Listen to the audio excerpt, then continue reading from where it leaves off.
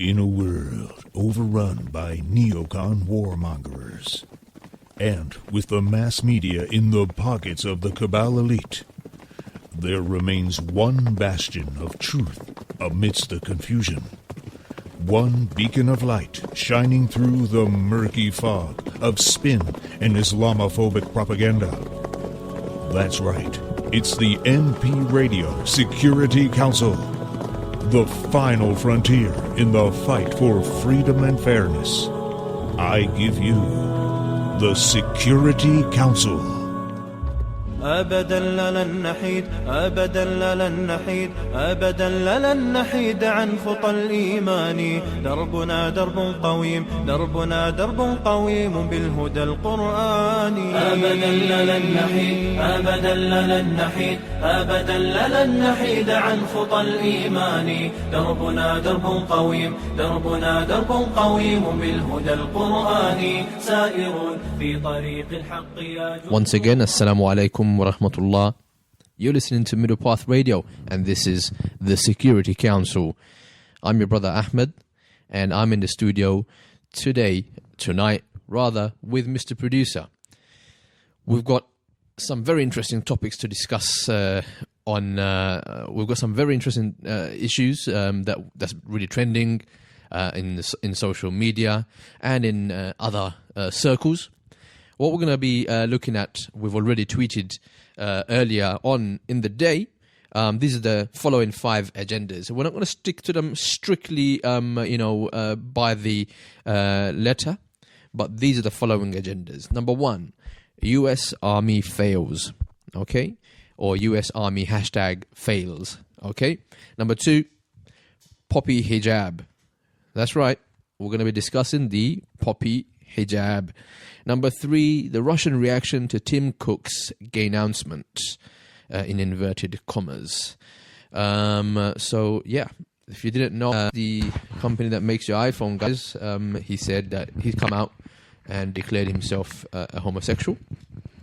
And there's been some interesting reaction from Russia on this, so we'll be looking into that quite briefly. Number 4, the Sun's Jihadi John costume. Okay, we're going to be talking about that. You might be wondering, what's that all about? Yep, even I was thinking the exact same thing. So we'll be talking about the Sun Papers Jihadi John costume. And number 5, the myth of the White Widow. The myth of the White Widow. So those are the 5 main areas, Mr. Producer. There is one issue that actually has come to the fore earlier on today. It was something that we were anticipating for maybe a few months now, actually, and that is a report has been published. Have you seen any part of this report today? Or have you heard or spoken to anyone about this report yet? I heard it's something to do with Tower Hamlets Council and central government getting involved or something like that on that level. Yeah, it's to do with the mayor of Tower Hamlets Borough, Mayor Lutfur Rahman, and his the work that he's doing in the borough and the council here. So those of you brothers and sisters who may not be aware, Tower Hamlets is a borough in the city of London, and Mayor Lutfur Rahman, a Bangladeshi Muslim who's a politician here, is the elected mayor for this borough, and he's been doing some very good work from what I've seen. I'm quite a skeptical person when it comes to voting and similar types of activities.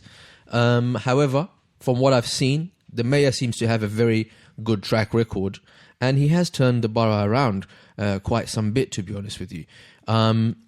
So that's something that is not mentioned in our 5 agendas, but because it's quite a big, let's say, development, especially locally to London, I think we should discuss that for today, and that's probably something that we'll be discussing from the get-go.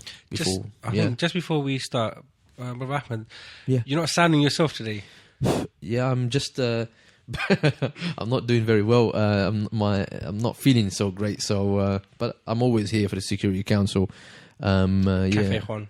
Café Ikhwan, return, reloaded, reborn, resurrected, whatever you want to call it, yeah, the trilogy. Café Ikhwan is definitely back. I might not be sounding so great, but there are a couple of guys who are not even here to because they're not well.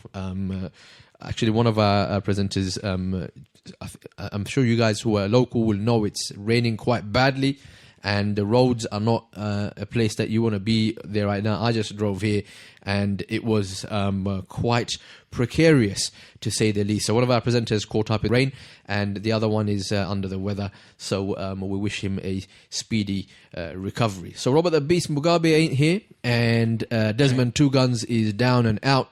That only leaves myself. I'll leave your brother Ahmed, and Mr. Producer, brother Ubaid, is here tonight for the Security Council. So those are the 5 agendas: U.S. Army fails, Poppy Hijab, Russian reaction to Tim Cook's gay announcement. Number 4, the Sun's Jihadi John costume. Number 5, the myth of the White Widow. Before we go any further, Mr. Producer, I'm just going to repeat the hotline number. It is 07 477 080 248. That's 07 477 080 248. So do get in touch with us, brothers and sisters, all you guys out there listening to the Security Council. We like to keep things informal, very real. We try to keep things... we try at least to be, we don't take ourselves too seriously. We like to crack a joke here and there amongst ourselves. So we keep it lighthearted as much as we can, although we are discussing some serious issues. And sometimes, a lot of people get caught up in the political correctness and become so self-conscious of exactly what it is that they're saying, or how people may be interpreting what they're saying, and how others may be misinterpreting what they're saying. On the Security Council, we just like to keep it very real. Laid back. And we just say it how it is. This is the, zero spin, no nonsense current affairs program. That's the Security Council. That's how we do it on the council anyway. So this report, a lot of people might be thinking, well, Tower Hamlets, never heard of this place before. Well, you won't be the only person, I'm sure. It is a very small part of the city of London, okay? But it's come to some level of notoriety, unfortunately, due to maybe some of the bad publicity that it's getting. Tower Hamlets is actually quite heavily populated by Muslims in general.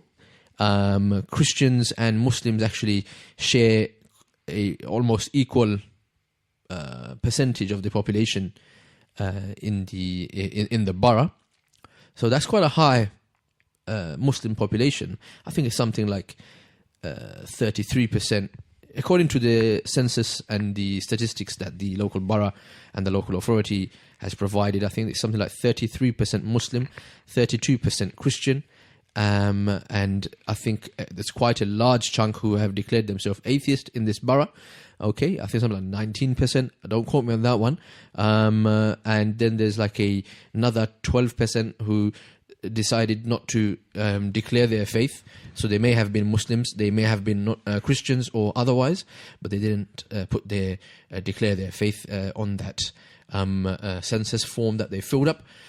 So Tower Hamlets is a borough this is quite unheard of. I mean, outside of Tower Hamlets, there are a few boroughs with such a high population of Muslims, living in concentration the way that they are in Tower Hamlets. There are, no doubt, big cities outside of London that have high population of Muslims living there.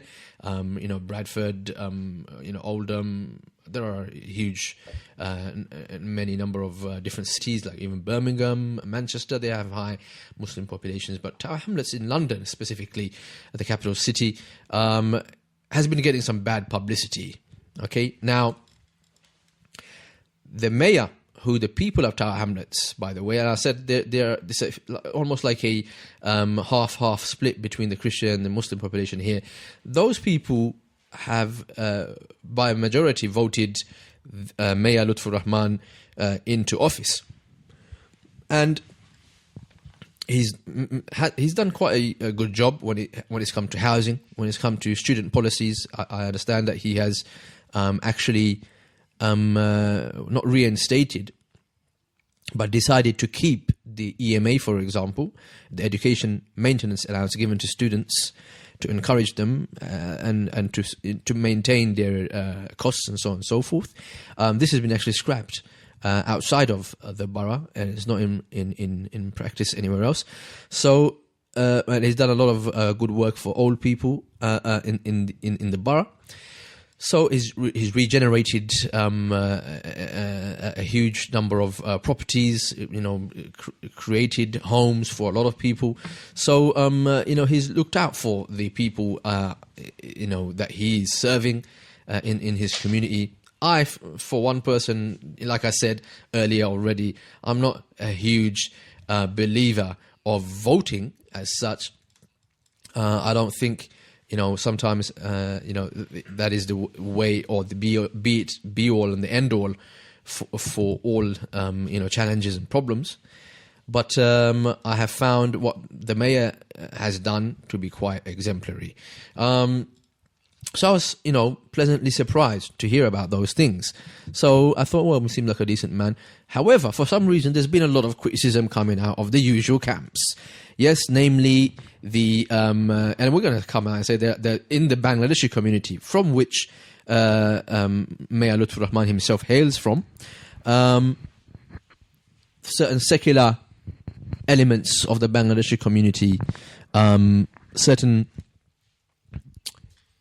camps that are affiliated and aligned to the Bangladeshi Awami League ideology and thinking and political thought. That is the current party that is running Bangladesh in government right now. Not just those factions in the Bangladeshi community here, but also from other areas, including the non-Muslim community. Some journalists, some of them in the BBC, some of them in the Telegraph, namely John Ware, David, what's his name? Mr. Gilligan. Yeah, Gilligan. What's his first name? Andrew Gilligan. And they're like, other unheard of nobody types, basically, are kind of trying to kick up quite a storm and throwing what do they call it? A hissy, what do they call it? Hissy fit, throwing a hissy fit, that kind of thing. Yeah, that's right. They're trying to kick up a storm and try and gather as much dirt as they can. I mean, if you look at their supporters, if you go to even, for example, say Andrew Gilligan's blog site on the Guardian newspaper, I'd probably say 80% of his followers are all members of EDL and the BNP, British National Party. Exactly. So you can kind of get the gist of the kind of followers and the kind of articles he gets. That says a lot about him more than anything else. If you've got that many, bigots and racists following you and commenting on your blog and praising your articles, and you seem to do very little, if anything at all, to kind of at least invigilate the comment section and to police some of the outright inflammatory racism that takes place on those comment sections. It's just kind of very telling of the kind of guy and the kind of guys that we're actually dealing with here. So I'm not surprised that these men, the likes of Andrew Gilligan and his compadres like Ted Jury and even John Ware from the BBC, are actually even on the case of Mayor Lutfur Rahman. It's very typical. Mayor Lutfur is not a white guy. He's not a white man. He's not English, born and raised here. He was definitely educated here. He's been working here for many years. He's previously a solicitor, if I'm correct. Yes, you are. Yes. So this man is very educated. He knows what he's doing. And the people obviously like him, and that's why they've chosen this man to be their mayor. And I understand that a lot of non-Bengalis, a lot of non-Muslims actually favor him and have voted him into power. So clearly, for some of the elite white class in society today, they're not very keen on seeing a brother, in inverted commas, as it were, to be going up and going places, especially in local governments, so to speak. So they're not really very pleased about that. And a lot of their Bangladeshi secular friends of theirs are also throwing up a tantrum and a fit, because, you know, they don't like him for the fact that he's not a open secularist like them. He's a man who's still got some morals and principles from what I've heard and seen. But he's done his job as a mayor for all people that he serves, and he's made that point very clearly. He's received funds from a synagogue for renovation work to be done there. He's granted them those monies. Okay, that's money that those Jewish people who paid into the coffers at the time have every right and entitlement to those kinds of funds. So he's given them that. Even strangely enough, some gay people have come out saying that this man is, very friendly to everyone. He's not, what's the word? He's not a homophobe or anything like that. So clearly, there's some sort of a game being played here. When recently some local elections were taking place, Mayor Lutfur Rahman is quite popular, as you can imagine. Obviously, he's won by a majority, so he's got a lot of supporters. And when the votes were being counted, a lot of his supporters actually gathered and at the what should I say, the counting station, or the place where they count all the votes. And they were cheering on the mayor. They were making quite a good scene, a very humorous scene. Jubilant. It was like they were jubilant. That's the word I'm looking for.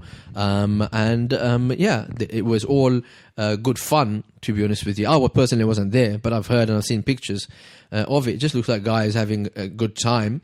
I wouldn't even go as far as to say that they even turned it into a carnival or anything like that. It was much more tamer than that. But unfortunately, it was coming out, being described in the media by the usual suspects as, a mob. Mayor Lutfur Rahman, and his supporters are behaving like a mob outside the counting station.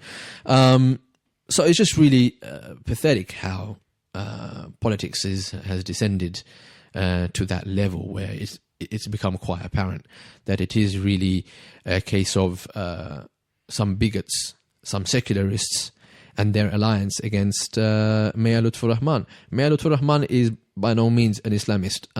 I've seen him, I've met him even, and he does not make any bones about being an Islamist. He's just an ordinary Bangladeshi person. He wears a suit, a tie.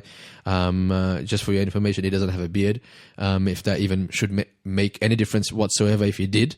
Okay, I'm just trying to make the point that he's not the kind of person that you'd expect that these people would make bones about.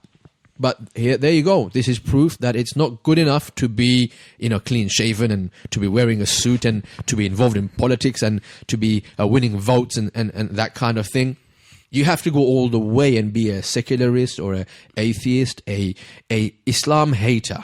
Until you become an Islam hater, you are still that field Negro, that pesky little field Negro who's always a thorn in the side of his white master. That is exactly what you are. Until you, I can just imagine someone just cracking a whip. Don't be a Muslim. That's don't be right. Muslim. Keep your head down, boy. It's one of those kind of, keep working that field. We need that cotton. It's just like, it's, what you get, ambitious boy. You want to be the mayor of, that's, keep your head down. And I mean, this article, is damning reading. I had a quick scan through it, and do you know what? I just really don't know what to make out of it. They're basically giving the mayor a chaperone, a nanny for the next 2 years to basically oversee his work, and at the same time, just sit there as a token and let us do your stuff. Well, ultimately, they're undermining his role, his position, himself as an individual. But you might be thinking, how did it lead up to that? Well, Very good point, Brother Ubaid. What, like we were mentioning, BBC, I believe, has dedicated 2 entire documentaries. One very recently in the last 6 months, where they tried to bring a number of allegations, some flagrantly false allegations against Mr. Lutfur Rahman, who has, adamantly denied all of them, okay, and challenged them to bring, and present some substantial proof that can actually stand in a court of law. So what are these allegations that came? It ranged from anything to everything. And, have a guess. Brother and sister, have a guess. What kind of allegations do you think that? Well, Mr. Lutfur Rahman is a undercover closet jihadist, or he's a closet Islamist, a fundamentalist, an extremist. He has links with Islamic Forum of Europe, which has links with Jamaat-e-Islam of Bangladesh, which has links with Jamaat-e-Islam Pakistan. So therefore, Lutfur Rahman coming back to London again, all the way from over there. That's one heck of a Chinese whisper, isn't it? That's the way it rolls. This is how they making these wild connections from here to here to here to there. So therefore, this man has to be. And alongside those kinds of allegations, they came up with some of the cheap shots, like there were allegations of fraud. They were saying Lutfur Rahman's a fraudster, pocketing money. You can try and paint it and dress it up as much as you like, guys, but once you drop the fraud word in there, you're basically saying he's scamming the people and pocketing money. I mean, do you know what the thing is? I mean, and they did use the fraud allegation. Just looking at it from like a at the box kind of thing. I mean, I'm getting on a bit, so I know how the council used to run back in my days. That's right. And these councillors, they used to charge like £100 just to sign your passport, and this is the kind of silly money they were making, and none of them could hardly speak English. And this is what it was, and money was being just taken left, right, centre. They were funding pots for the most silliest thing. I mean, that's how it used to be, right? That's how it used to be, right? But it was all hunky dory. Yeah, exactly. Nobody bat an eyelid, raise an eyebrow. There's this famous hotel. Everyone knows where it is. It's just on the way to Isle of Dogs. I think it's the Britannia Hotel. I think it is. There's this really famous kind of bar place here where all the kind of like. The dark horses kind of would go there, sip on the whiskey, and you'd have the Bengali councillors sat there smoking a fake cigar and thinking they know it all, and you've got all the rest of the other kind of like alliances for all the. How do you know any of this? Like I said, I go back a bit. You go deep. And over there it was like may God forgive you. Well done, old chap, and a pat on the back, and you've done your bit. And they used to get away with everything. And now that this someone's come along where kind of cleaned up that act quite a lot. Yeah, he cleaned that up. Not only has he cleaned it up, I mean, the work that was done previously in the last 15 years, I'd say, the councillors. I mean, this guy, I'm in the same boat as you. I'm not a voter. I didn't vote for him. No, did I? But I mean. Islamically, I'm not suggesting that there's anything wrong with voting for him. No, I just don't want to vote. Simple as that. I could have voted for him. Maybe I should have, because I might make a small distinction between, or maybe a distinction that has a big consequence between the general elections and the local elections. And I think it can be beneficial, definitely, to vote in the local elections the last for sure. 15 years, the amount of work what hasn't been done. Lutfur Rahman has come in and he's made that difference within the span of 4 years, 5 years, and I can see the visible difference that he's made. I mean, this is just not something that you're taking his side because you're thinking in line with the Islamist element to it. No, it's not that. I've been living in this area. He's not very much of an Islamist, I can tell you that. Yes. In fact, many quarters that we associate ourselves with are out there condemning Mayor Lutfur Rahman for his non-Islamism. I think it's so silly. I mean, and this whole fiasco with the courts and everything that's going on. I mean, look, okay. I mean, it just goes to show he's not an Islamist. Somebody spread a rumor out there that he's some sort of undercover, Islamist, and that's all it takes. If you're even accused of being an Islamist, look, even though you are not an Islamist, I mean, listen, Mayor has. I don't want to say that. I'm going seriously. to cut Go you on, off. go on. Right, this whole thing about slandering Muslims and Islam, okay, right? If you look at one of our contenders for the Django of the Week, and that is another thing that needs to come on. Right, Hashtag Django of the Week. I think his name was Ahmed Shafiq, I think it was, where he was a Bangladeshi guy. He went to America. He was a minister for Bangladesh. And he went to America. And what did he do? He just said, oh, what's the point of people doing Hajj when they can spend that money back in Bangladesh at home? There was a big outroar. And what happened? He actually got sacked from his position. Right, and what did he do? He claimed asylum. So the best way for you to get an asylum, or for you to get some kind of political gain, or to go into a developed country via visa, is to have a go at Muslims and condemn. It's to kiss the feet of the white man, exactly. basically. And this is it's a trend. This is what they like, from Bill Maher to all of the atheist professors out there, Richard Dawkins, you want to get another 1 million likes, whatever the other Hitchens, Pete, whatever the names are, Pete Hitchens. You want to get another 2 million likes on your Instagram page? Cuss Islam. Just if you insult Allah Subhanahu wa Taala, or you blaspheme against Him, and then you're gonna get a lot of popularity. People gonna flock to you and say, yeah, this is the kind of Muslim we like. The Muslim who hates Allah. Astaghfirullah al-Azim. That's the kind of Muslim they like. That's the kind of Muslim who gets to be popular, gets the money, okay, gets the fame and the pat on the back from the white man. The white man is a state. It is not an actual physical white man. It's that kind of thinking. We're just caricaturing it by an extreme form. I mean, what's really alarming about this article? There was a huge 15 years ago. There was a huge. Hold on, push. but I understand what you're saying. The article, maybe a lot of our listeners don't know. So, like I said, they already done 2 documentaries to try to make these false allegations against the mayor. He's appeared on the documentaries, denying all of them, saying that's not true. I can show you their documentation. I'm telling you that this is what I've done. I'll tell you that these are the improvements that have happened and have been made, and they can be vouched for by the local people, and he brought forward local people to say so. So 2 entire documentaries were dedicated to try to smear this man's name and the good work that he was doing.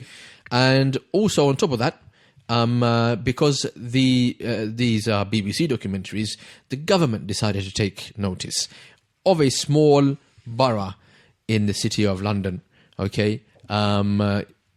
All because of this one man. All because of the fact that suddenly things are looking up for Tower Hamlets. Suddenly Muslims, Bangladeshis in Tower Hamlets are beginning to become politically active, self-aware, becoming more independent, coming forward into public life. We need them to keep mining the cotton fields for us. Of course. Okay, that's their role. I'm sure there's your role. I'm sure there's a few chimneys that need to be stripped still. Yeah, that's it. So they need us to be cleaning the boots, polishing the steel toe cap. They need us to be cleaning the cleaning the chimneys. So they don't like this when the coloured brother starts to wear a shirt and a tie, cleaner shirt. That's it, and he can speak. He can speak without an accent, and he knows the law. He actually practiced the law, and now he's decided to come into government, even in a small form, which is local. By the way, you know what? I'm going to say, look, fine. If they want to do if they want to do everything what you just said, let them do what they want to do. But what did they do? The government's launched an investigation into trying to find any truth about the allegations made against him. So this investigation last several months, okay, and we've been waiting to find the results. Is it at taxpayers' expense? Yes, I think it cost about £1 million just to. So this documentary and these few individuals that go around slandering Muslims and Islam, they have pushed for this case against Lutfur Rahman at taxpayers' money.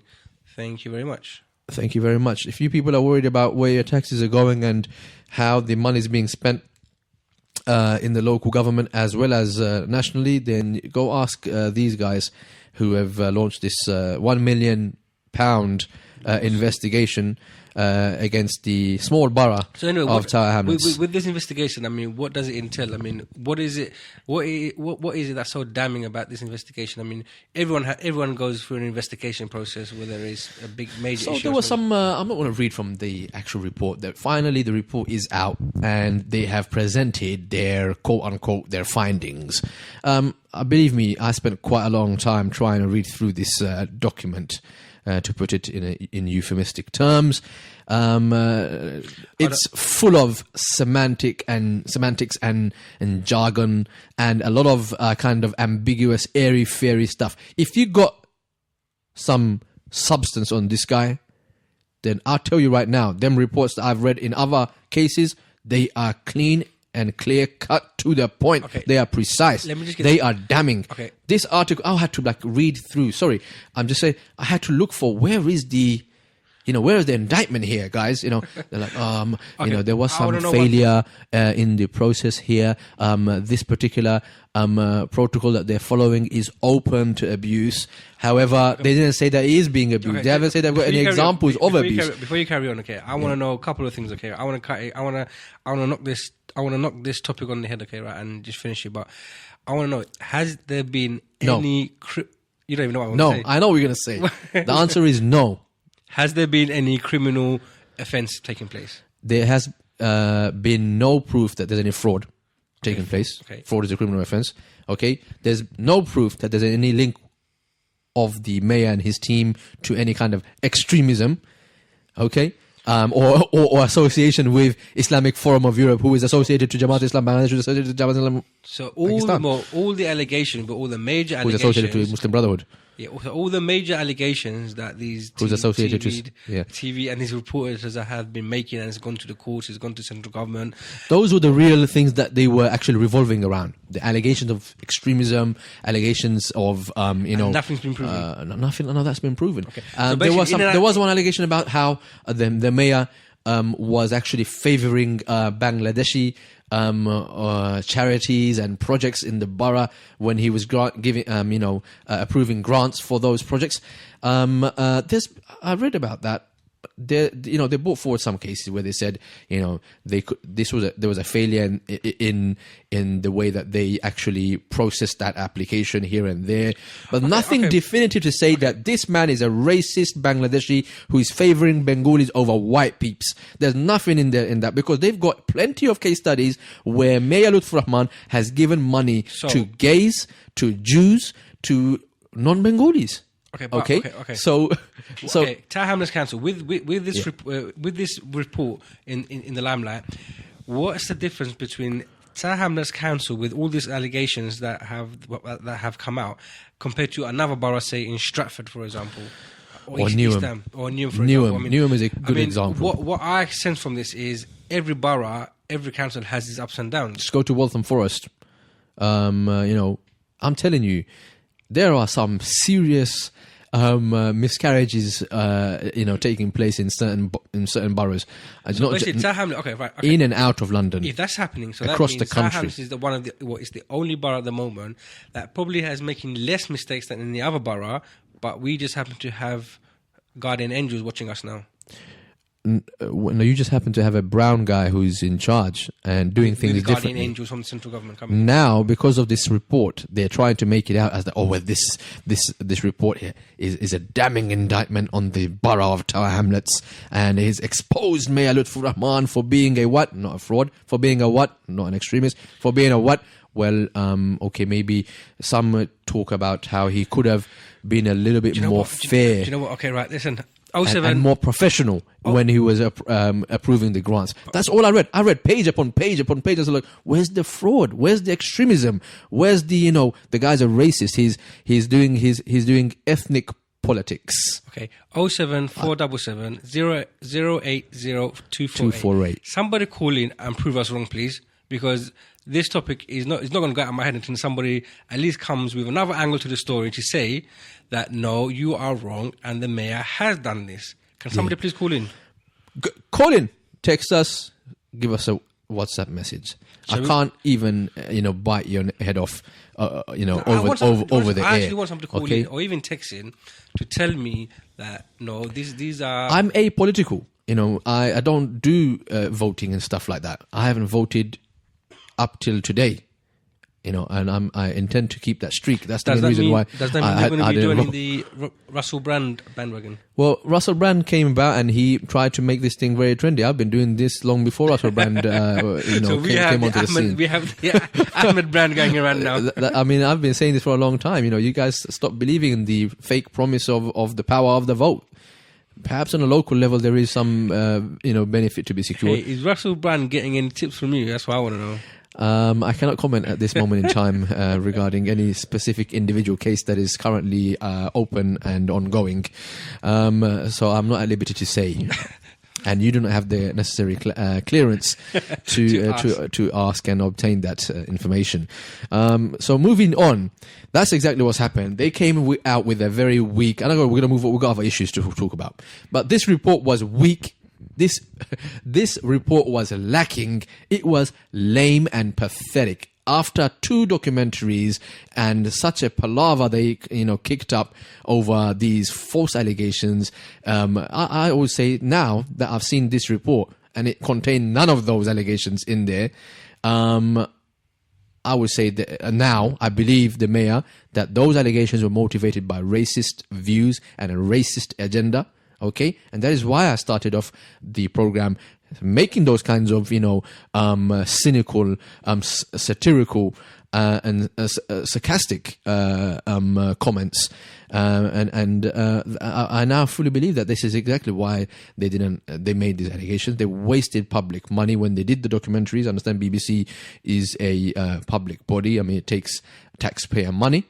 So when they did those documentaries, surely BBC, when you're doing, what is it, Panorama was it, I believe, or of a similar nature, it's a national organization and the entire country, is supposed to have some sort of interest on this issue. They come into a very local borough issue and, spending money and time and resources to talk about this one man.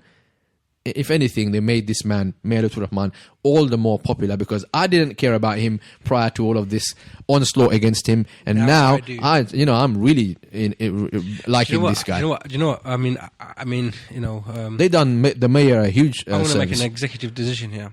Go ahead. I think in the next coming weeks we should interview somebody from the mayor's team, at least from the mayor's team, and let's get an insight.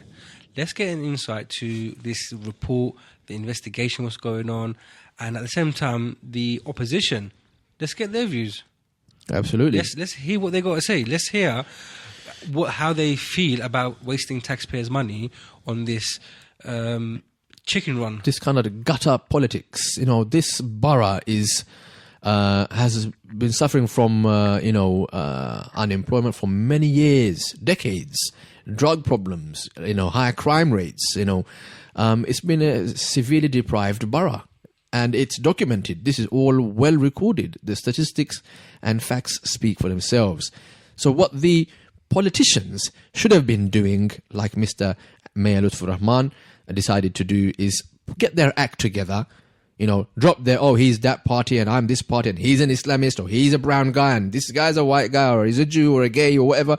They should have put their heads together and said, you know what, let's bring services to the people of this borough. Let's clean this place up. This place needs a lot of regeneration. Let's nip this one in the bud. That's it. That's my rant done on that one. Okay, we're going to move on to a few more, inshallah. No, there's one thing I need to mention. You know what? I ain't got time for the borough of Tower Hamlets. Moving on. Point number 2. This is actually number 1 from our agendas for tonight. But somehow Tower Hamlets, the Mayor Lutfur Rahman and his racist enemies trumped our first agenda, which is the US Army #fails. Okay, the fails of the US Army. Why am I, coining this as like a hashtag, fail kind of list? It's because they seem to be doing this quite often now. They're getting into quite a bit of a habit where previously they dropped some supplies and weapons to the so-called enemy and terrorists that they were going out there to fight and kill. And those guys were, taking selfies with the US-made weapons and the lovely food that they dropped, the ISIS, for example. I just found it absurd and hilarious. These are supposed to be the world's strongest superpower with some of the most state-of-the-art, cutting-edge technology available to any military force in the world. So what have they done now? Well, you may recall, Brother Ubaid, Mr. Producer, that only maybe a month ago, at most, may have been less than that, actually. No, a month ago. They were talking, there was a huge flurry in the media about a special Khorasan sniper unit belonging to Al-Qaeda, who were dedicated to launching attacks on the West, the US and UK soil. And they apparently identified this wolf unit of snipers who, like I said, belong to AQ. And they launched some dedicated, some airstrikes to destroy their positions and to completely eliminate the threat from this special unit. I don't know if you've got a video lined up and ready for us on that particular story. While that's getting prepped, I'd just like to say that this is why we're running this story, is because it's interesting that they should do another facepalm #fail when it comes to this, because they've just released it's not them, CNN is carrying this piece saying that the US airstrikes probably didn't take out terror targets in Syria, officials say. So let's read a couple of paragraphs there while our video gets ready. So the US intelligence community now believes that 2 key terrorist operatives targeted by the United States in the opening night of attacks in Syria are still alive and could be actively plotting, multiple officials tell CNN. Do you smell the fish, guys? Okay, keep smelling. Multiple officials have come to tell CNN that they failed to kill who they set out to kill, who they boasted to have killed in just only a few weeks ago. But now they've come to CNN to say that actually we missed the target, guys. The operatives are key members of Khorasan Group, the Al-Qaeda affiliate entrenched in Syria that the United States has declared poses a great risk to American national security.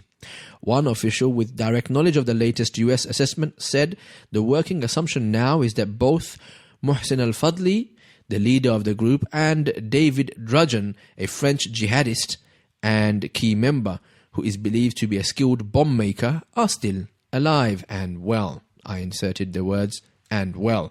The United States does not know with certainty if they're even, I inserted the words, even injured. So an intelligence analyst with knowledge of the intelligence tells CNN it's 99.5% certain that they are alive. I mean, it doesn't get more comedic than that. An intelligence analyst, who is that? Shiraz Maher, or is it what's his name? Maggie Najas Hussein, or I'm not sure. I mean, one of these guys who's come out. Oh, hold on a minute, it might be the other guy. You know, who was with Bill Maher on his show? The guy who said he prefers rape over Islam. That Howard guy, wasn't he? I forgot his name. Anyway, it could be one of those idiots who's come with this 99.5% statistic and certainty. I think Ben Affleck said it quite, you've made a career out of this. This is just hilarious, you know. Anyways, so there's been some scattered press reports about the fate of both men, but until now, the United States has not indicated this strongly that it believes both men survived or left before a barrage of 47 US Navy Tomahawk missiles on September 22nd on several suspected Khorasan sites in Syria. Officials said news reports on the Khorasan group before the strikes may have had an impact on the effectiveness of striking the group. So, yeah, that's a really clever thing to do, guys. You want to strike these guys, make sure you give them a big news announcement that we're about to hit you guys, so go take cover. So, my point is, let's go quickly to the video clip that comes with this article, and we'll come back straight away and comment on that. One of the biggest threats to the U.S. 24-year-old David Drujan is an explosives expert and a key member of the terrorist group Khorasan, a collection of former al-Qaeda operatives who are still actively plotting against the U.S. Drujan was one of the main targets when the U.S. sent 47 Tomahawk missiles on several suspected Khorasan sites in Syria last month. But U.S. officials say Drujan escaped the strikes. Does not appear to be the case as U.S. strikes against Khorasan have fundamentally destroyed the network. Senior officials continue to live in Syria, continue to become involved in plotting in both Europe and the United States. According to French media reports, Drujan once worked on behalf of French intelligence and then defected while in Afghanistan. He eventually made his way to Pakistan and is believed to have traveled on to Syria in the last 2 years. In Pakistan, he became skilled at making explosives. He had contact with a number of al-Qaeda leaders there. U.S. intelligence sources say Drujan is adept at making easily concealed bombs, the kind of bomb that could be hidden in packages and shipped on commercial flights, similar to the printer cartridge bomb found in a cargo plane in 2010, built by al-Qaeda in Yemen's master bomb.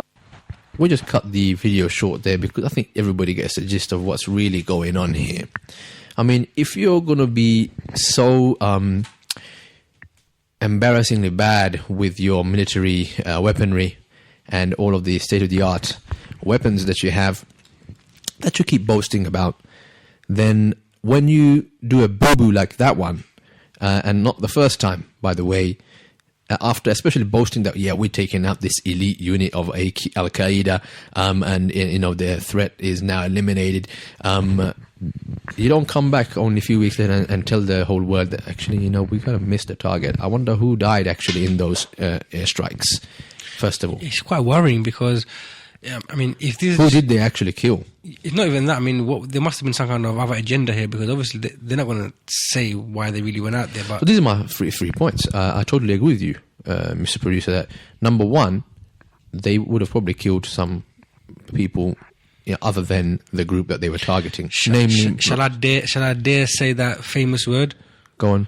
Innocent people died. Collateral damage would be the more appropriate term, as used by the dirty CIA scumbags, who consider civilians only a statistic. Unless, of course, if it's a white guy killed by ISIS, then it's a declaration of war and back to Iraq all over again. So, moving quickly, what else does it say, this particular story? Well, I'll tell you what else it says. They wouldn't normally be so forthright about the fact that they failed so, epic proportions in taking this target out. Unless, of course, there's a good, agenda behind this. Well, this is what I'm getting at here is they've just, first of all, they've justified targeting positions other than ISIS in Iraq and Syria. Okay, they've kind of slipped that one through to everybody, right under everybody's nose, by the way, and openly now. While everybody thought, well, it's ISIS, they're bad guys, we're gonna do something. We have to be responsible international neighbors to Iraq and Syria and the Kurds, of course. We can't forget the Yazidis. We love those guys. We've known them since we were young, isn't it? That's how everybody felt. So, now, truth be told, it wasn't just ISIS that they were striking. It was all these other groups. Okay, now you've heard of a group that you never heard of before called Khorasan. And all you have to say is, well, it's affiliated to Al-Qaeda. And that's about it. That's justified. It's on the shopping list. It's on the shopping list. So they've gone ahead and proved and admitted now openly that they are, striking targets. 47, Tomahawk missiles is no cheap operation. That's not a joke. 47 missiles. And you still missed. The higher one. What does that say about you guys? But the real point, the crux of this is, you'd only come and tell the world that there's a serious terrorist threat out there, guys. We missed. If you want to carry on doing the kind of crimes that you're doing, Take two. Let's go. We need more. You guys need to be afraid. Okay, take cover under your table. We use 47. Let's go for another 94. That's right. They could be here, they could be there, they could be everywhere. Like you heard, this guy, he's so good at making bombs. You know, he's making them for the airlines, and he's putting them in, you know, people's luggages. You know, you heard the lady describe the story. The officials came, multiple officials came to CNN, according to the article. You know, so I mean, it's so it's just silly. You know what, I mean, I can just see this right now. Yeah, all the factions in Syria that have gone against Assad, for example, I can just see all these factions just uniting now. And they are uniting, and we know there was some serious infighting between a lot of the groups there, especially between Al-Qaeda affiliated Jabhat al-Nusra and the other group ISIS. Between them there was a lot of bad blood. Quite a lot of killings actually. Now they seem to be making open statements that they are united against the the American assault on Syria, Iraq, and the revolution in that region against Assad and other dictators, who are the real murderers in that region, who have killed more people than is possible to count. Who have tortured people to lengths, similar to that what we saw in the Second World War coming out of Auschwitz, and the gas camps that the Germans had readied for the Jews. So this is exactly what Bashar al-Assad is doing. It is well documented. There is photograph evidence of, and we're talking not about one or two, we're talking about thousands of photographs. It's in the news. It is archived. It is accessible and available, widely known to international authorities and human rights organizations. But who gives a damn? The guy is not an Islamist, and he's killing Muslims and Sunnis. He's our friend. This guy's an ally. He needs some aerial support. He's called in some backup. We're going to go out there and take out his enemy for him. Okay, and that's why it's not just ISIS. It's any group who's fighting Assad. And all you have to say is the ISIS affiliated. All you have to say is Al-Qaeda affiliated group or a you know what? A break off. I smell crude oil. It could be a lot to do with crude oil, definitely. No, I don't deny that at all, actually. I mean, I know this is nothing new. The imperial powers of the world have, all throughout history, gone and usurped the resources of the countries that they encroached upon. Okay, it's well known. They did that in Africa. They did that in Asia. I mean, many of our parents were witness to that. Many of our grandparents were witness to that. Okay, they were victims of that whole process. And that's not a very long time ago when we're talking about just our parents and grandparents. So that's nothing new, for sure.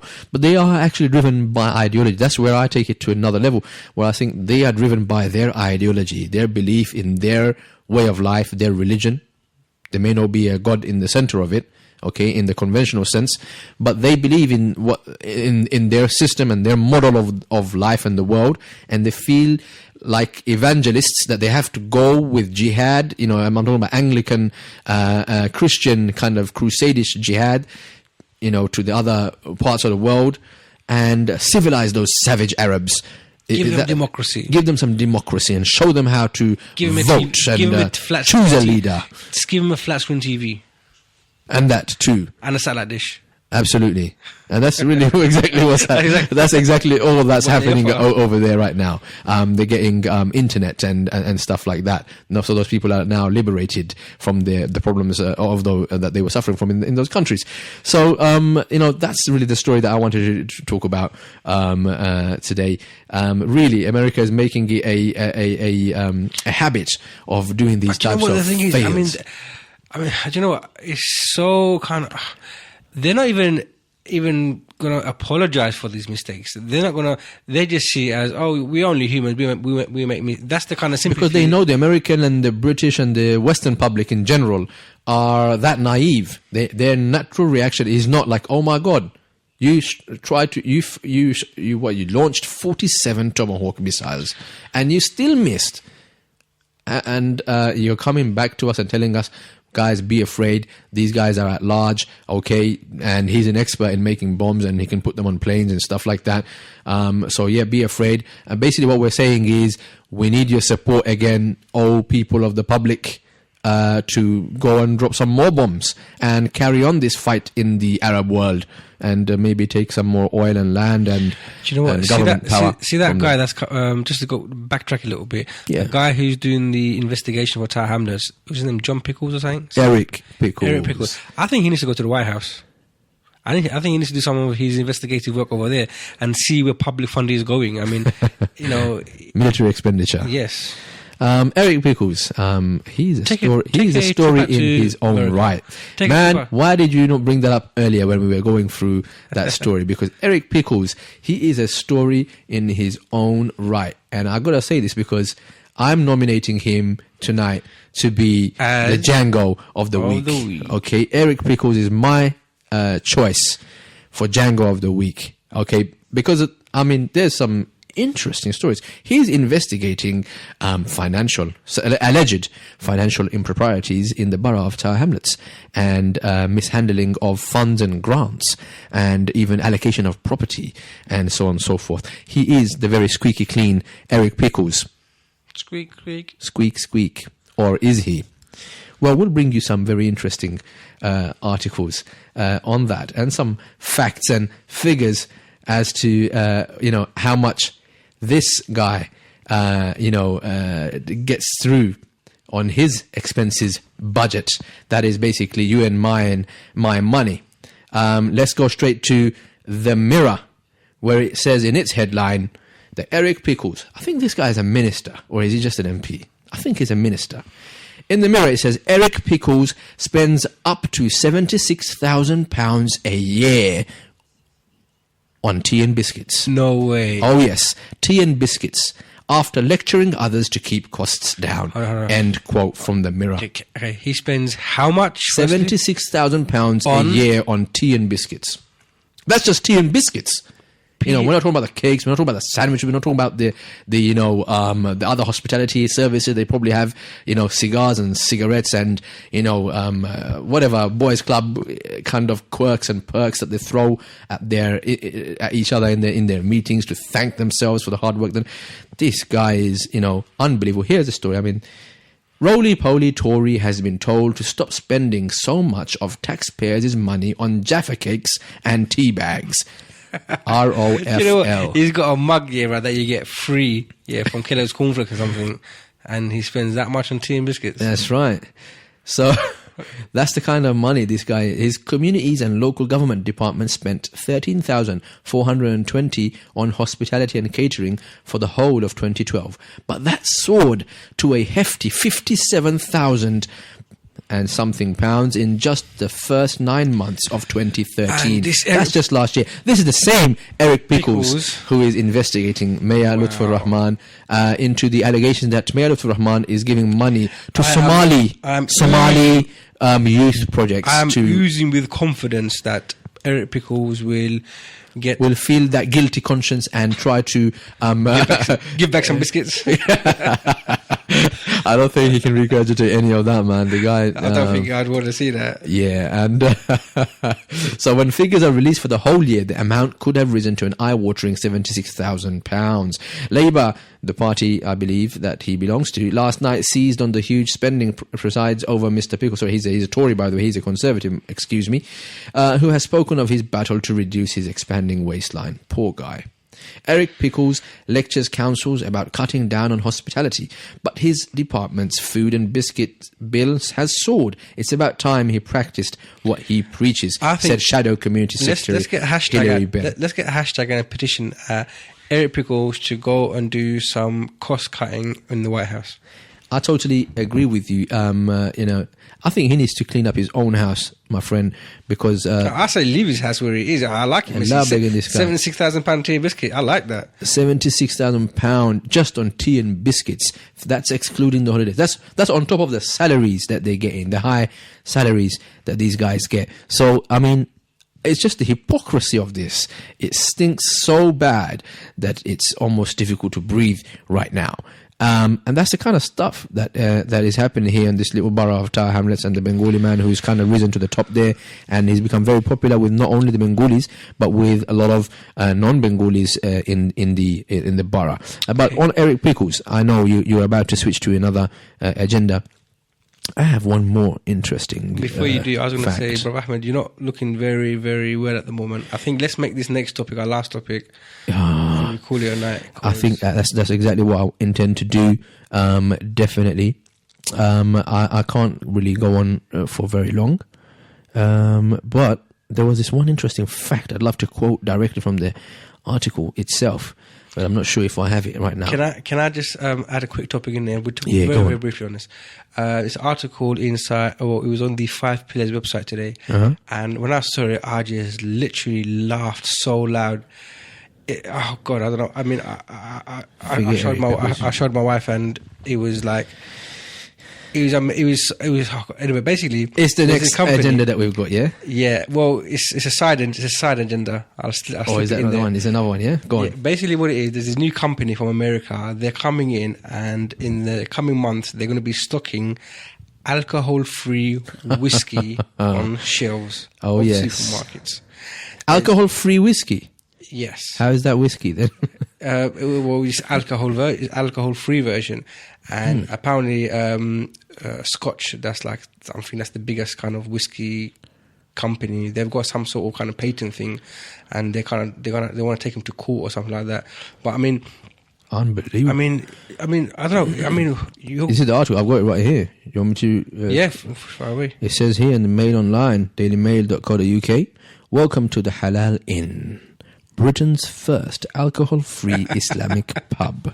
We're a smoky tavern with. There are bar snacks, quiz nights, snooker tables, and blaring music. But if you fancy a beer, you've come to the wrong pub. The Halal Inn is open for non-alcoholic business only.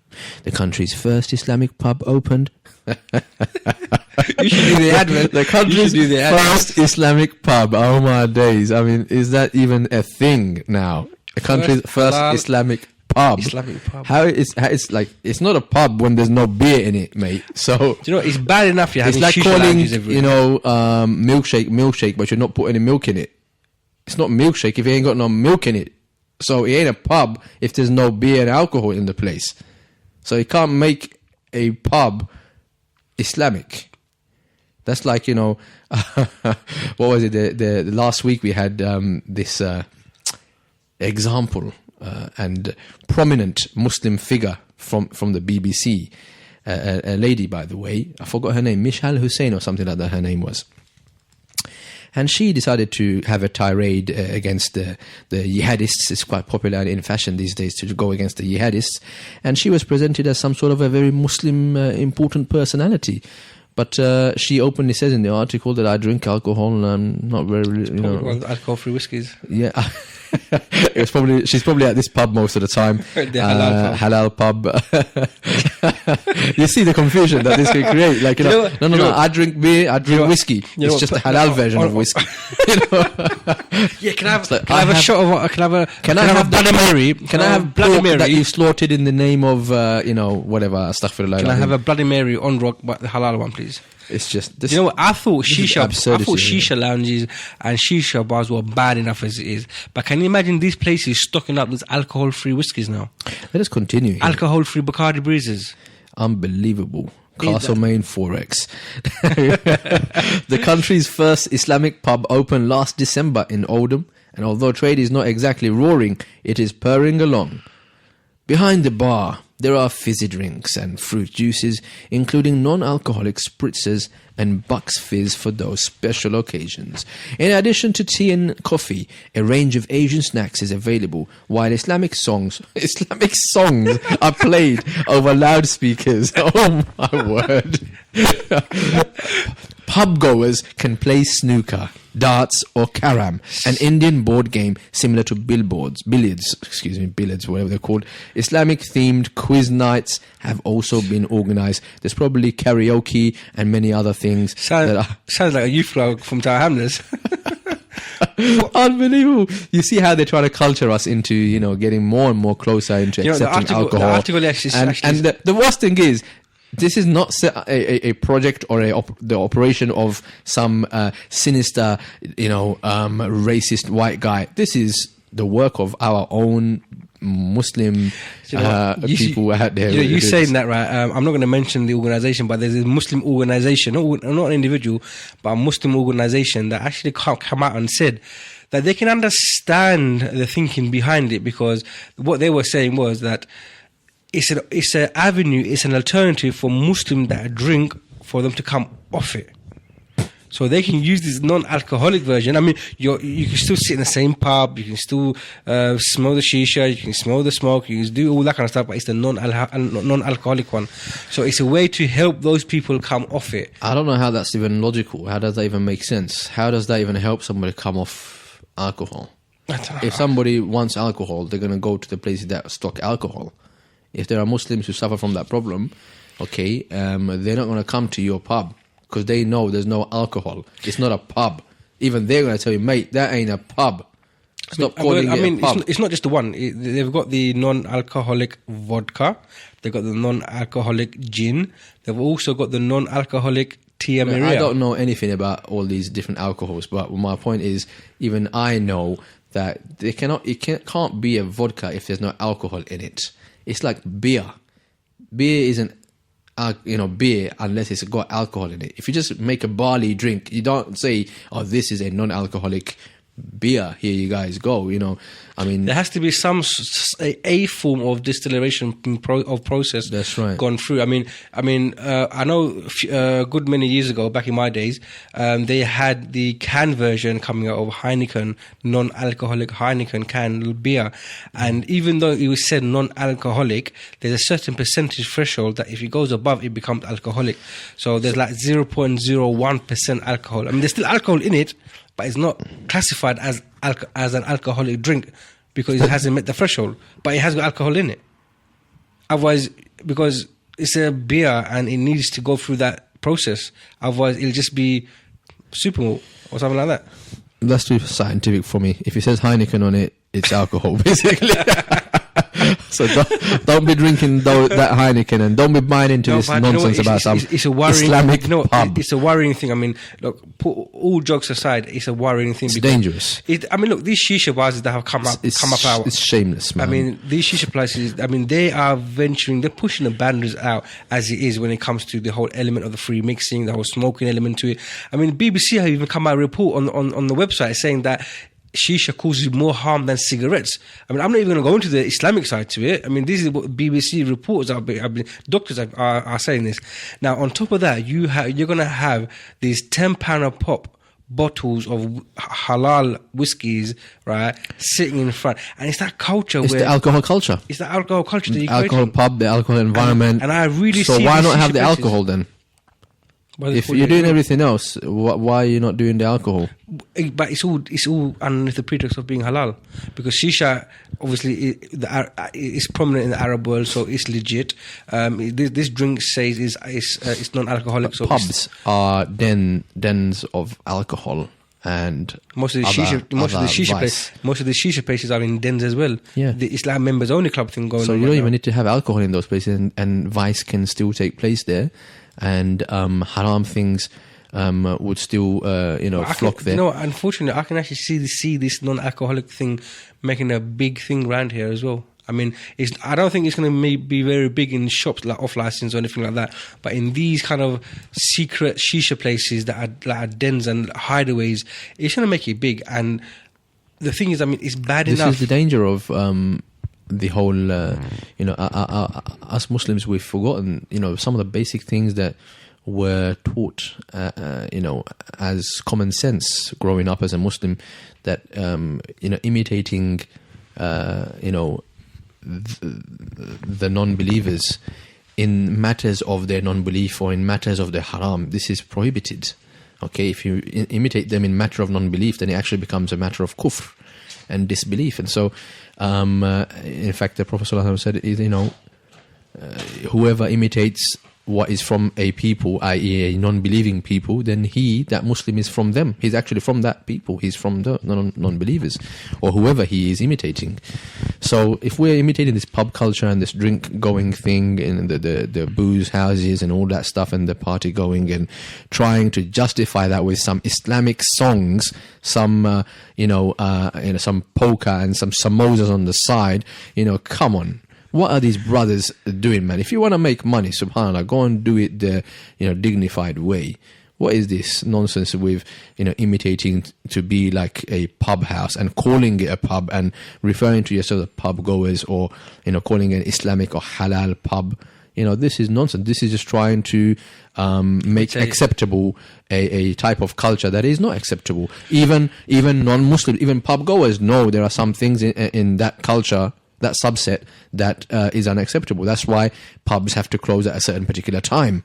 Okay, that's why bartenders are required to be vigilant of who they're serving to and how much they're serving to, because there's a lot of harm that comes on. They know there's a lot of bad things that is involved in that culture. That's why they have to employ bouncers at these places where alcohol gets served. That's why they ban you from driving if you have a certain level of alcohol content in your blood.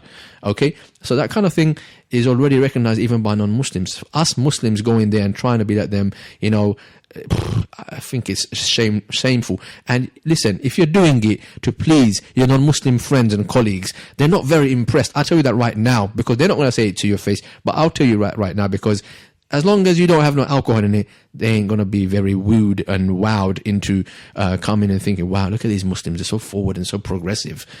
No, shameless. I find this shameless, completely un-Islamic. I wouldn't be surprised if Eric Pickles starts giving some of these in town hall. Yeah, he's going to be a free bottle of organizing alcoholic the Islamic Christmas celebration and an Islamic Halloween. And I mean, how silly can you get? It's just it's beyond me, and defies common sense that Muslims could be doing on this very like point. I actually want to make an announcement on this point. You've got an announcement? I've got an announcement. This announcement okay, is no declarations. I know your history runs deep. So no. Basically, it's a new show that we're setting up. Easy. The name of the show is yet to be confirmed, but it's going to be actually tackling these very same issues about the shisha places, about these Muslim Halloween, these Muslim Christmases, and all that kind of element. And it's going to be a raw show, by least. I mean, we're not going to have scholars as such coming here and coming on and talking about this issue.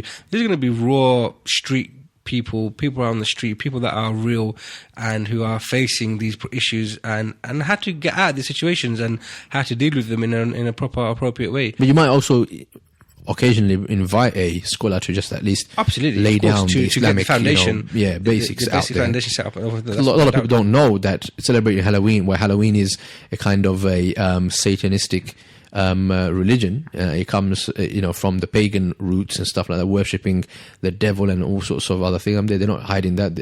Halloween is about ghosts and evil spirits and so on and so forth.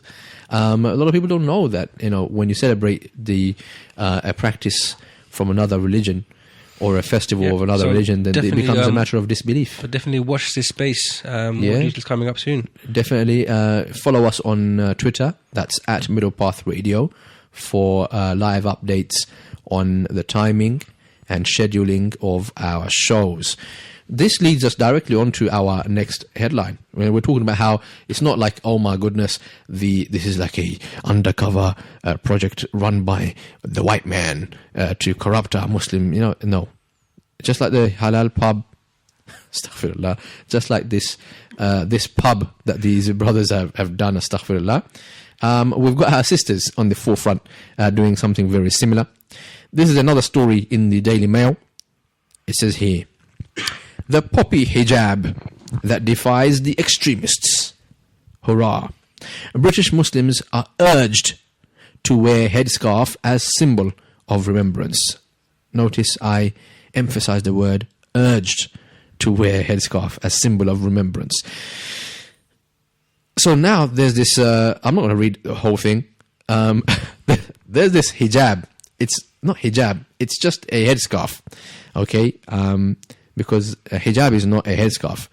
Hijab is a state of being, mind, and state of shame and humility, okay, which involves garments of clothing and behavior, thinking and conduct, okay, and God-fearingness. So this is a headscarf that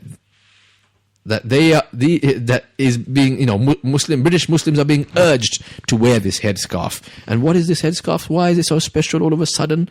Why would the Daily Mail even care? They normally hate anything to do with Muslims wearing headscarves. Well, it's got the red poppy, pasted all over the headscarf. And there's a picture of Unfraid. Oh, that's some shocking graphic warning. This is not Zahir Mahmood. No. Even the hijab is not being worn properly.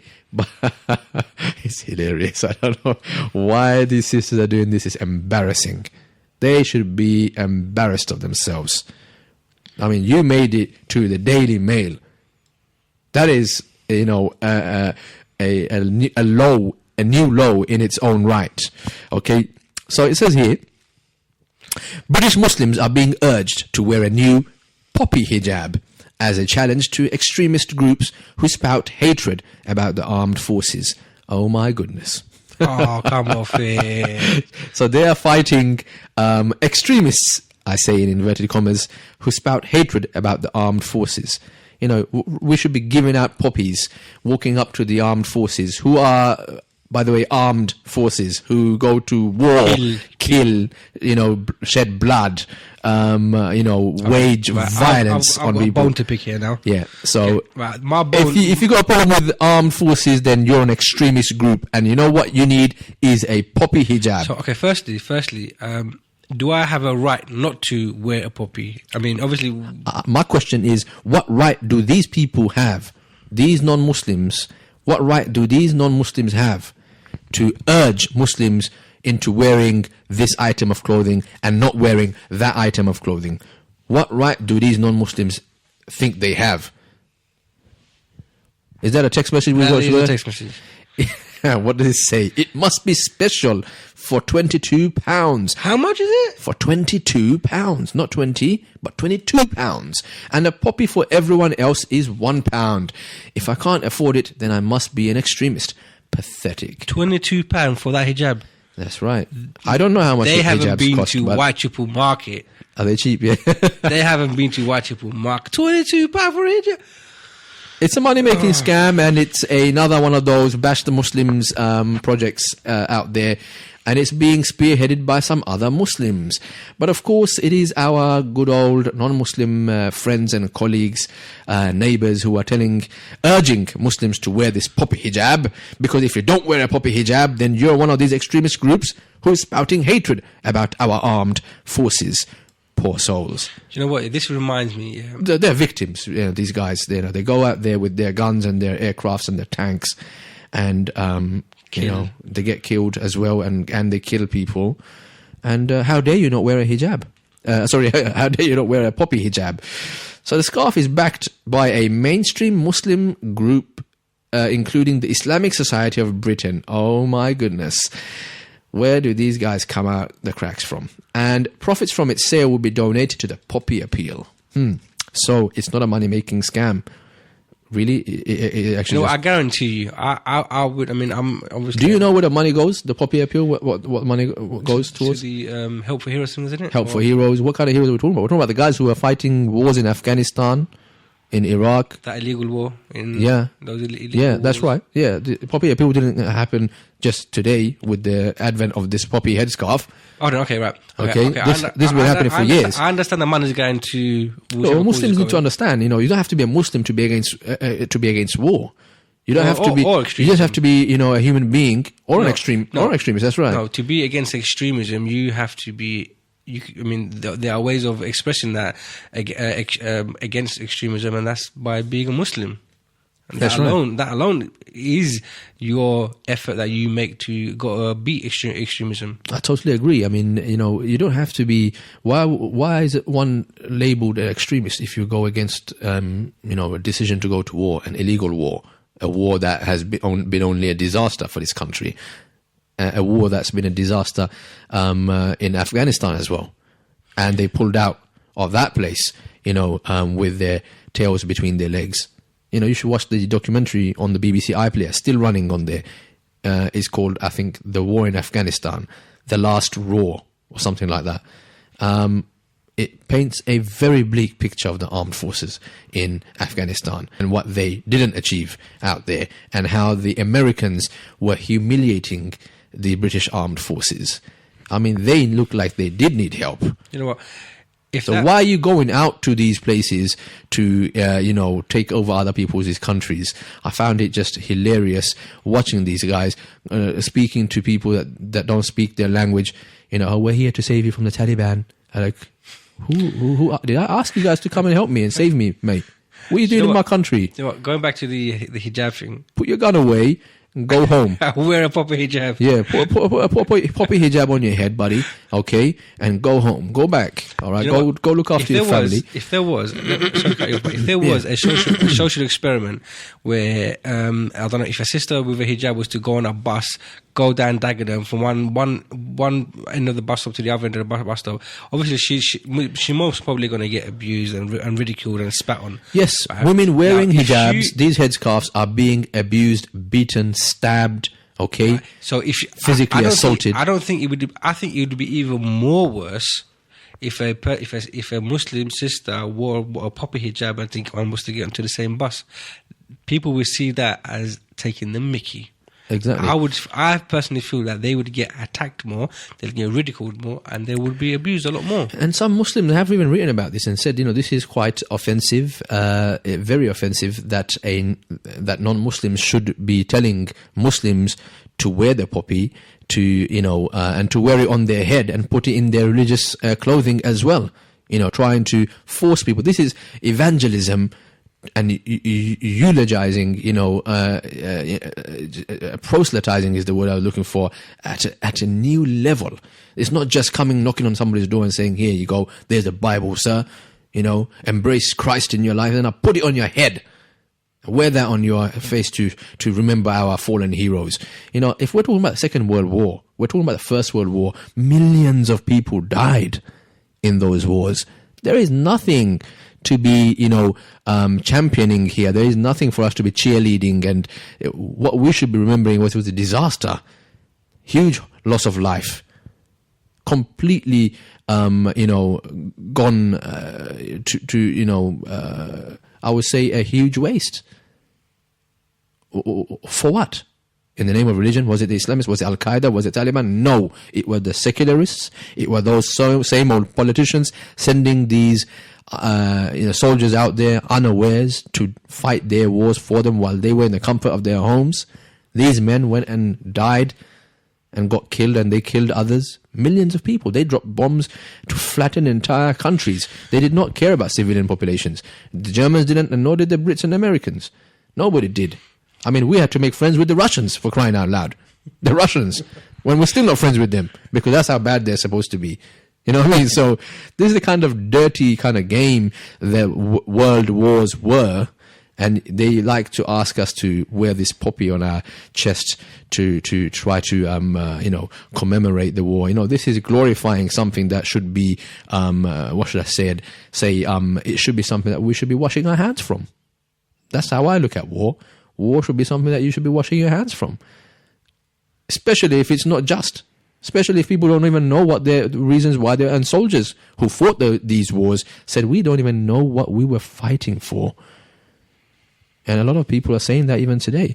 We have another text message that says, would they ask Jews to print a poppy on Jewish skull cap, for example, or a Sikh to do the same on their turbans? Brother called Yaqub, Jazakallah khair for your text message. That's a very good point. Would they be treating other members of another faith, like the Sikh community, and say, yo mate, you need to wear a Union Jack for your turban, otherwise I doubt your Britishness. I doubt you even like this country. You must be one of those extremists. Yo, Jewish boy, you need to make sure you paint your beard and your sideburns, the colors of the Union Jack, or at least go for the St. George's flag. If that's just plain and straight racism. Plain and straight racism. So why is it any different? If that sounded distasteful to you, offensive to you when I described it in those words, why is it any different that when I read the Daily Mail, it says here that British Muslims are being urged to wear a new poppy hijab? I got one thing to say. Stop with your hypocrisy and your racism. On one hand, you're saying Muslim men are oppressing Muslim women. Muslim men are, and fathers and husbands and brothers, they're forcing women to wear this headscarf on their head. And here you are yourself urging Muslim women to wear this hijab. And it has to be this particular type of hijab. It can't be any hijab. You've got to put the one with the red poppies on it. Because if you don't, then you're with the terrorists. That's basically what they're saying. This hijab is a challenge to extremist groups. Because if you don't wear it, then it's like a test. If you wear it, you're against extremism. If you don't wear it, you're an extremist. And who is it attacking again? The bigots' favorite target, which is a soft target. It is the women in the Muslim community, picking on those vulnerable in our midst. And that's exactly what they're doing.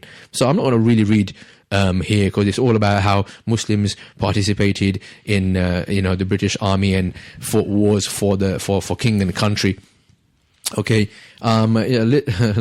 this Muslim group, Islamic Society of Britain, is it called? Really, seriously, brother or sister, whoever you are, you guys need to know that Islam actually prohibits joining the armed forces of a non-believing entity or non-believing armed forces. Is prohibited, especially if that armed forces is engaged in war right now in Muslim countries, going to war or based on a pack of lies, all proven to be true right now, that they never had any legal premise to go there. But you know what the skeptics are going to say? They're going to say, look, it's not about the current war, it's about the... I can't feel sorry for them. I'm going to say it right now. I'm going to even interrupt you rudely and say, if you're going to come out with this like, oh, come on man, be decent, be humane, come on, they're still human beings, they're dying. If you're going to go to war, people are going to die. Look, if I'm going to go to Syria, I'm not going to ask for people to wear a poppy for me when I get killed. You went to Syria, buddy, you're going to get killed or you're going to do some killing. You went there to do that. You're going to go to Afghanistan, you're going to get killed. Don't be begging me and making me feel guilty that I ain't wearing a poppy in your name. I'm against that war to begin with. I oppose the fact that you're going to that war. It's like the point that you said, it's not about the current wars. This poppy thing has been going on for the last couple of decades now. Well, it's supposed to originally commemorate the fallen from the First and Second World War. Right. Now it's encompassing all the wars and current campaigns, as they like to put it, current acts of war and bloodshed. It includes those as well. Yes. Sorry, your point. No, I'm just going to say, like, if fallen heroes can be remembered in this manner, what about the fallen heroes that passed away, say, from back home during the independence of Bangladesh? I mean, shouldn't we be wearing one of something similar to that on that level as well? I'll give you a better example, maybe. I totally agree. I get your point fully. There were heroes that fell in Afghanistan when they were fighting the Russians. Many heroes fell. They were classed as freedom fighters. Yeah, they were freedom fighters. Absolutely. Many heroes fell in Bosnia. Many heroes fell in Kosovo. These are recent conflicts. Nobody cares about them. Nobody does a red poppy for them. Nobody raises money for their families. If anything, all I hear on mainstream national radio when I'm in the car is send these immigrants back to their countries. These are the people that you've waged war in their countries. They can't come to somewhere where it's safe. That's why Afghans are going to come here as immigrants. Iraqis are going to come here as immigrants because you've taken their country to bits. Then don't be complaining when they come to your country looking for a better home and a better life. You can't have it both ways, mate. If you don't want immigrants, stop going to the country and making them homeless.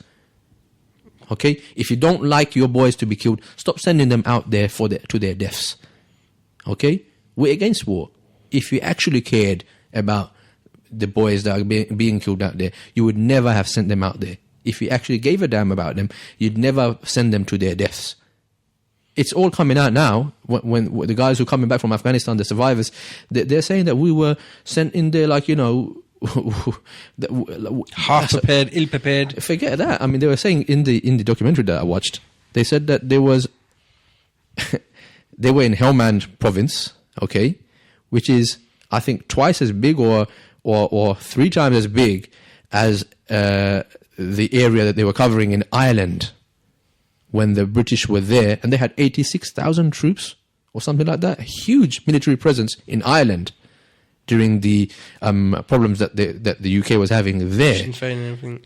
That's right. And now, with the IRA and all that stuff, now they sent, I think, what was it, 6,000 to cover cover a much bigger area and a more dangerous place, a place where British empires have been defeated in the past, and the British Empire was much stronger in history than it is today. It's not an empire anymore. It's barely a world player, and that's exactly what the documentary concluded, that Afghanistan proved not only to the Americans, who repeatedly said it on the documentary, by the way, that Britain isn't actually a capable fighting force. How can you send your boys out there to die in that state? And also, they killed a lot of people. I think only last week we covered the story that a SAS soldier, correct me if I am wrong, well, it doesn't really matter who it is. We've seen what they were doing in Abu Ghraib. We've seen what they were doing in different parts of the world that they've gone to. And in Afghanistan, namely, the soldiers were, chopping off the hands of the Afghans that they were killing, because they said, well, these guys are Taliban, so I might as well just chop his hands off. And this is recorded, and he's been, tried I think he's being tried in a court of law now. So it's really interesting to hear Muslims taking this, inferiority complex, syndrome over and over again. But you know what they're going to say? It's only a badge. It's a token. It's only a badge. It's 25p, and what's the big deal? I mean, is it 25 pence? I think. That's how much they were selling in mosques in the schools when I was doing the school runs. Oh, that was a long time ago. Oh, you mean just today, this week or something? Yeah. 25 pence. I thought it was £1. It depends where you get it from, really. I don't know. It's about principle to me. That's really what matters. End of the day, it could be a large, figure of money, or it could be a large sum of money, or it could be something really small. My stance is I'm against war, full stop. That's it. Wearing one of them unjust war. That's what you call terrorism, isn't it? You're kind of like sanctioning. You're giving the go ahead to say that wars are okay. And, that is my right, and I have that right to have that opinion. Yeah, I was referring to this Australian soldier who allegedly cut off the hands of dead Taliban fighters. So a Special Air Service Regiment Corporal in Afghanistan claims he took the hands for fingerprinting back at base, report says. Seriously, the Department of Defense is investigating an incident in Afghanistan in which a Special Forces soldier allegedly cut the hands off dead insurgents to take their fingerprints. This is the kind of stuff that, they've been citing as to why they've gone to war in Syria and Iraq now, because of the brutality of ISIS. Yet, their allies are doing the exact same thing in Afghanistan, in Iraq, and in many other places. In fact, the Afghan that they're supporting and the Syrian army of Assad that they're supporting are far worse. They would give you nightmares, those guys. I think we talked a lot about this poppy thing. Muslims need to wake up and smell the coffee. These soldiers are in Muslim countries, often engaged in unjust, illegal wars, and killing a lot of innocent civilians. Okay, destabilizing the region. Okay, and bringing the country to its knees. So Muslims need to become a lot more educated and more informed about those facts, and start to care and be concerned about the fallen people, children, fallen women, fallen innocent men in the countries where these British soldiers, American soldiers, and their allies are waging their wars in. That's where we need to get our priorities right. Okay. and say, look, if we have to buy a poppy for every British soldier, we'll have to buy thousands of poppies for all the innocent people that have died as a result of the wars that these British soldiers have gone and waged. It's not. We have to be proportionate. We have to be proportionate. And that's the reason why I don't get a poppy, because I don't get an opportunity to talk about the dead that the Americans are striking, from the air with unmanned vehicles in weddings and in funerals, killing innocent people. We don't get to remember them. We don't get to hear their names. There's no poppy appeal for them. There's no, even worse, now charity is trying to go into Syria to help these unnamed statistics of thousands of dead people are being criminalized, being treated like terrorists for going there and supporting and giving them medical aid, taking them food, taking them what little money that they can, giving them some electricity and some warmth, some lighting in the hospitals via electrical generators. Okay? That kind of thing is becoming criminalized here in the UK. So you want to do something charitable, brothers and sisters, go support those campaigns. They are struggling and they're being pushed against the wall right now by the UK government. You want to do something charitable and stand up for heroes, those are the kind of projects you need to go in and supporting. And I don't want to mention any particular because there's so many out there and they're all being criminalized right now. Their accounts are getting closed. So stop buying this, into the idea of this poppy and how you got to be humane. I just feel that you have to be stronger. Don't be so weak and, just going with the flow of things, because there's a serious danger in that. We're going to move on to the next story. Shaky D. Last one. So we won't do another story then. We'll go to 5 Pillars website. I understand this is Brother Dilli Hussein's outfit here. He continues on the issue of the poppy hijab, and he says that the model who is pictured in the Daily Mail article alongside her other colleagues, other sisters there, apparently this poppy hijab model is outraged at the Daily Mail and BBC for publishing the photos. So one of the models who wore the poppy hijab is left angry and upset after the Daily Mail and the BBC published photos of her without her consent. What is it, like a run behind the bush, behind the tree photo? No, it's not one of those. I think it was quite a open, on the table kind of photo. I'll tell you what happened. Here she says, Ruqayya Azugai, whose face was splashed across the British press for donning the poppy hijab, is outraged after photographers promised her that they wouldn't publish her photos. She posted the following statement on her Facebook. That's actually how it starts. I would like to clarify something. As many of you see, I have been modelling, photo shoot and filming for the Poppy Scarf campaign by a charity called British Future that aims to work towards an inclusive British society, and anyway, I cannot argue with that as I am someone who would fit into that category and therefore really resonate with the aims of the charity. I have been asked by someone I know from my uni if I wanted to model for her campaign, along with 2 other uni friends, being photographed by someone I've encountered many times as a photographer and am comfortable with. And as a German, German, I had a very basic idea as to what the poppy symbol represents.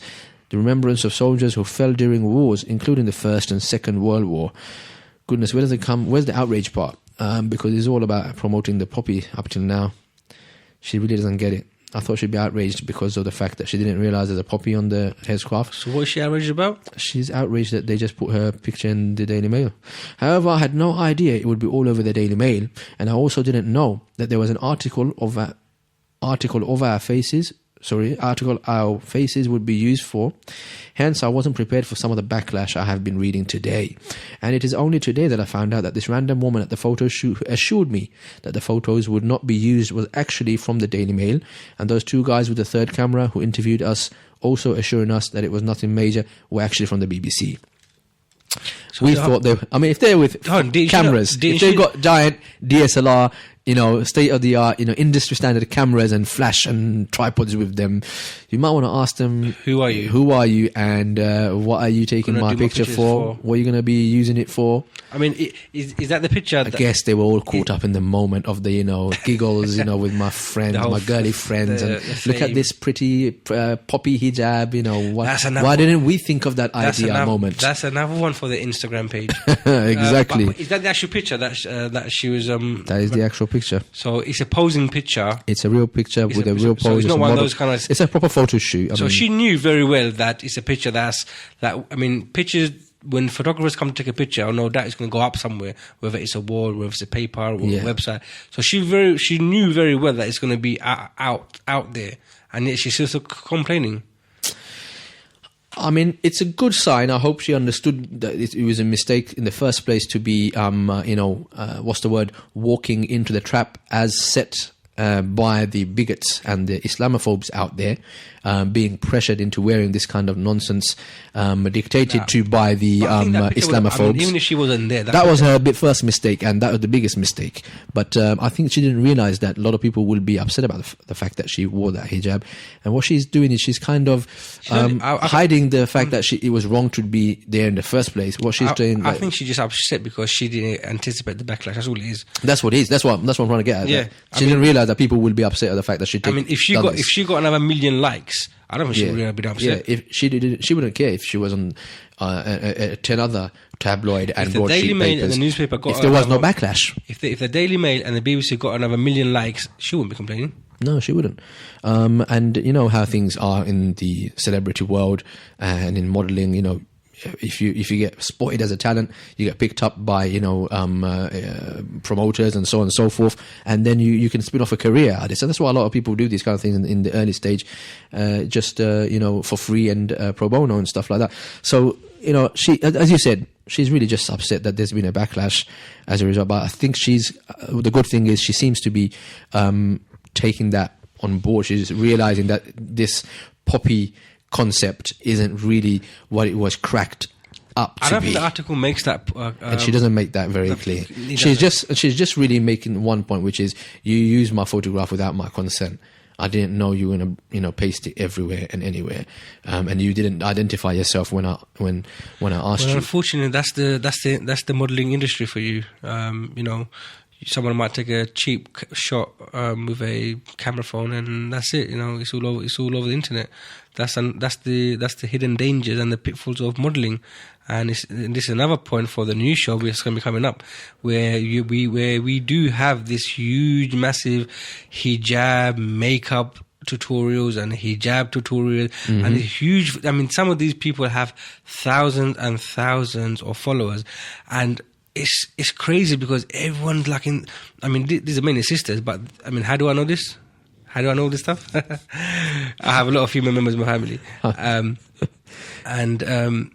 it's crazy because they've become trendsetters now. That's right. And photographers are taking these pictures and they are abusing these pictures and they are manipulating these picures.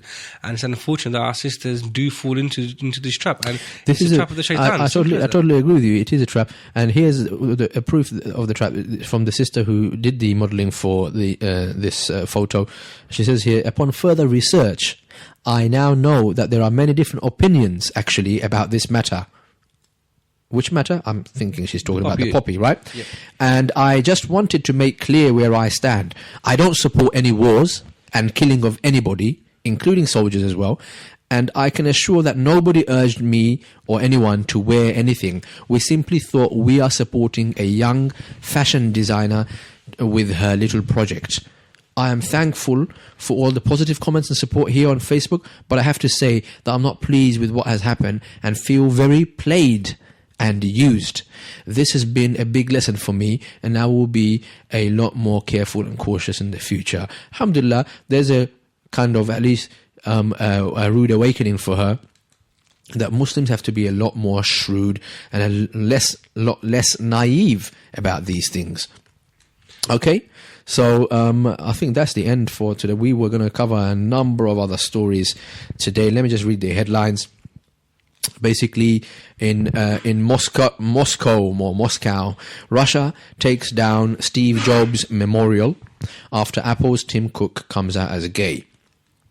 What's happened? Yeah, I mean, there used to be a memorial in the name of Steve Jobs, the very famous inventor, and that they like to describe him as, the person who co-founded Apple, the company behind the iPhone. For those of you who don't know, duh. So, I mean, there was a memorial in Russia.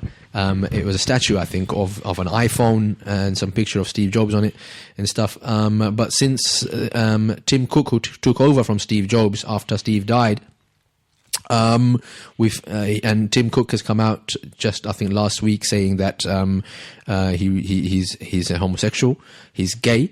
And the Russians apparently don't like that very much, and they were so outraged that they took down this memorial that they had put up in memory of Steve Jobs.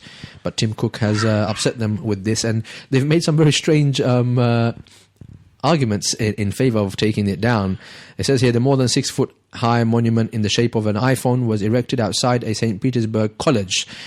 It says here, citing the need to abide by a law combating gay propaganda.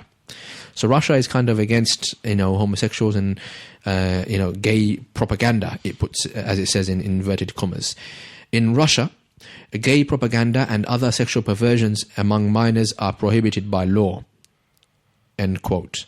Said the company that actually took down I think it's a company? Or the government. I don't know if it belongs to it's a company. Yeah, look, it's a Russian group of companies called ZEFS. So ZEFS said, in Russia, gay propaganda and other sexual perversions among minors are prohibited by law. ZEFS said, noting that the memorial had been in an area of direct access for young students and scholars. So they're saying, look, in our country, homosexuality, I don't know if it's illegal, or propagating and promoting your homosexuality, this is something wrong, I think, and in their country. I don't know about the law in Russia. I'm just taking these guys' word for it, and that's why they apparently took it down. It wasn't in accordance to their law. Anyway, I found that very funny, humorous, that, there's Tim Cook in America making a declaration of his homosexuality, and Russia seems to be quite outraged. And it's taken down the memorial of dedicated to Steve Jobs, who wasn't gay. So I don't know. The Russians can be very funny sometimes. Anyway, that was that headline. Check this out. This is in The Guardian. Students were offered money for photos of Jihadi John Halloween costumes. So there were journalists from the Sun, if I'm correct, newspaper, and they were going around, offering money to students to dress up as Jihadi John. That's the name that they've comically given to the man from ISIS, who we don't know who he really is, who's been beheading the journalists and the aid workers in Iraq. So they wanted to go. I mean, look at this, the sense of humor, the state of humor here, and the disregard for the families, and just the sensitivity of the issue itself. It's not something that you would make a laughing matter. And Halloween's become one of those kind of no holds barred kind of thing. You can make anything humorous.